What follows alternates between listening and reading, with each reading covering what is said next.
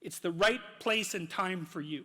And that's a great place to occupy. And so a good conversation where people are listening has exactly that nature. And the reason it has that nature is because it is in fact transformative. It's one of the truisms of clinical psychology. Like if you're a clinical psychologist, a huge part of what you do is just listen to people. It's like, you know, they come in, they're unhappy, and they'd rather not be, something like that.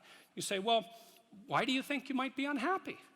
And they don't know. They have some ideas, and they may have to ramble around for like a year before they figure out why they're unhappy. They get rid of a bunch of reasons why they thought they were unhappy that are untrue, and then you kind of get to the heart of the problem. And then you might ask them, well, if you could have what you wanted so that your life would be okay, what would that look like? Then they have to ramble around a bunch about that because they don't really know. But the listening will straighten them out because people think by talking.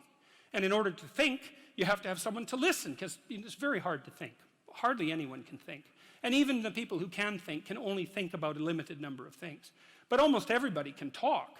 And you can listen to yourself talk. And if someone listens to you, then, well, then you also have a foil for your thoughts, right? Because you can watch the person when you're talking and see if you're boring or see if you're amusing or if you're engrossing, all of those things. And so listening, that's a very good thing. I outline a Carl Rogers dictum. He was a famous clinical psychologist. This is another great little tip.